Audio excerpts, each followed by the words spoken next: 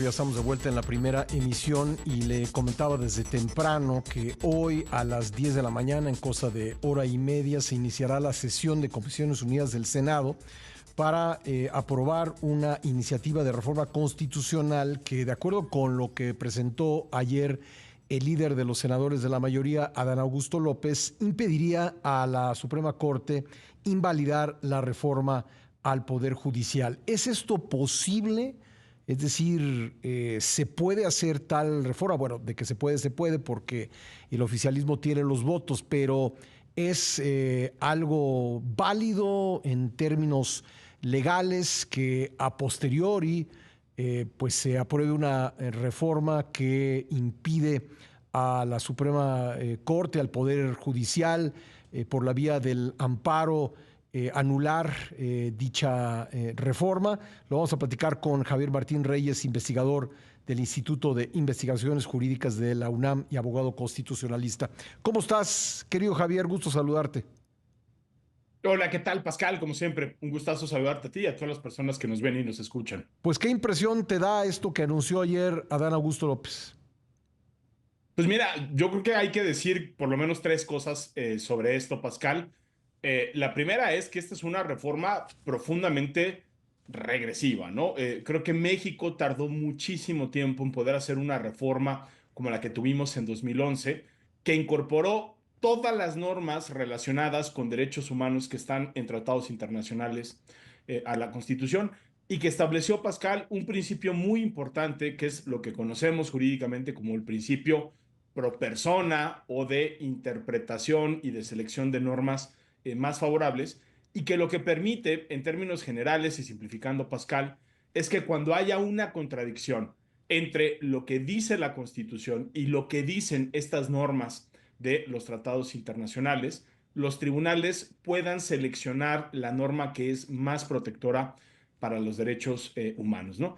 Esto es relevante para figuras que flagrantemente violan derechos humanos, como podría ser la prisión preventiva oficiosa, como podría ser el arraigo, como podrían ser los jueces sin rostro, o como pudiese ser cualquier otra reforma que se haga en el futuro, Pascal, y que lo que busque sea restringir, limitar de manera injustificada o desproporcionada los derechos humanos. Y esta es una primera reforma, Pascal, pues yo te diría que apunta en esa dirección. Es una reforma en ese sentido claramente autoritaria, porque lo que busca es limitar los mecanismos a partir de los cuales como personas podemos ir a defender nuestros derechos, ¿no?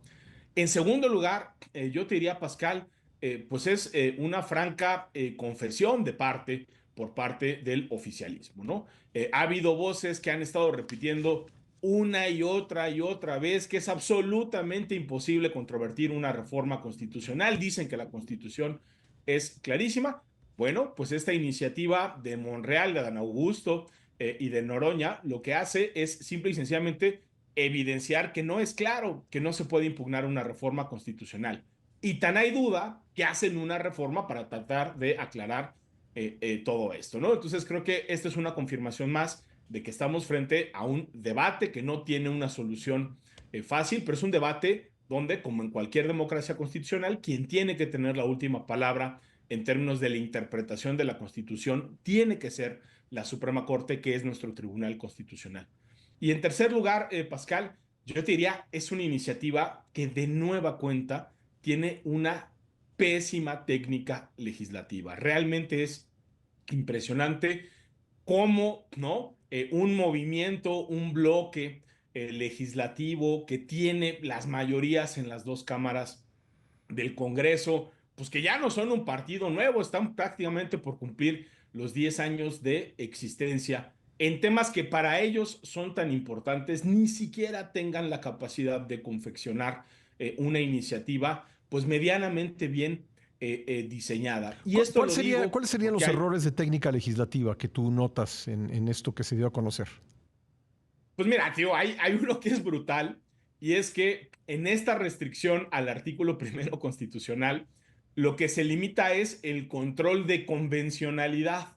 Y luego meten este párrafo que ya les encantó de decir esto hay que interpretarlo de manera literal, no se permiten otro tipo de interpretaciones. Bueno, en el sentido más estricto y literal del término Pascal, el control de convencionalidad es lo que hace la Corte Interamericana cuando toma las normas que están en la Convención Americana y otros tratados internacionales para ver si las decisiones del Estado mexicano o no se ajustan a los tratados internacionales. Ujú, Eso en sentido estricto no es lo que hacen los tribunales mexicanos. Lo ujú, que hacen los tribunales mexicanos es un control de constitucionalidad. ujú. Entonces, incluso uno podría decir que si aprueban la reforma que está en sus términos, eso no limitaría para que los tribunales nacionales hagan ese control de Sí. constitucionalidad sobre algunas reformas. No digo, cosas así tan elementales, o sea, ni siquiera eso lo pudieron resolver de manera adecuada.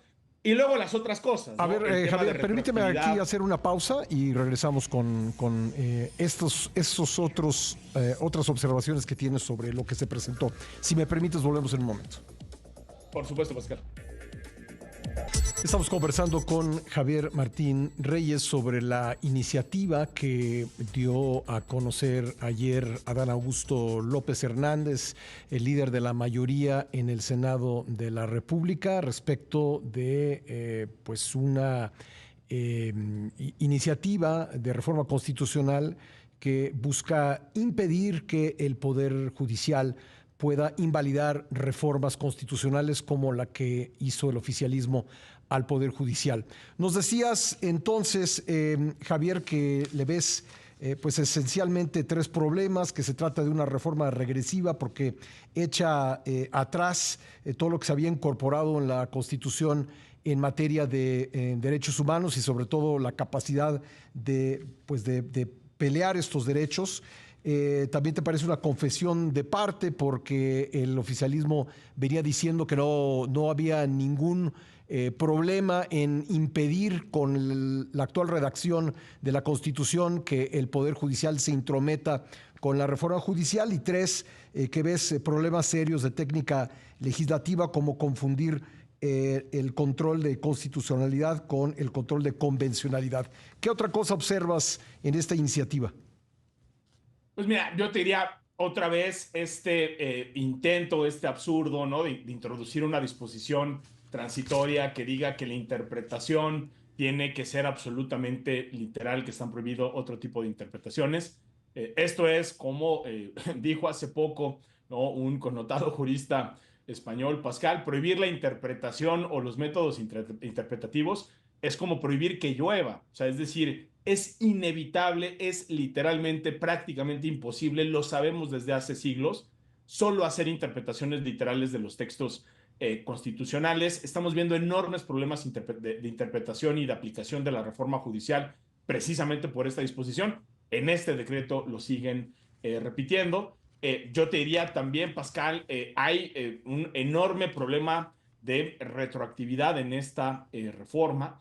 Y al mismo tiempo hay un intento por invadir la esfera de competencias del Poder Judicial, porque otro de los artículos transitorios dice básicamente que cualquier impugnación que ya se haya presentado en contra de reformas constitucionales tiene que ser desechada, tiene que ser sobreseída. Esto es como si el poder legislativo, el poder reformador de la Constitución, Pascal, se hubiese puesto la gorra de la judicatura y dijera, yo te voy a resolver, Poder Judicial, los asuntos que ya están en tu competencia. Eso también a mí me parece problemático y también es muy problemático tratar de cambiar las reglas del juego cuando ya inició el partido, ¿no? Esas impugnaciones que se presentaron en su momento se tendrán que resolver con las reglas que estaban entonces vigentes y también hay que decirlo, pues esta es una reforma que también podría ser controvertida precisamente porque tiene todavía más problemas de constitucionalidad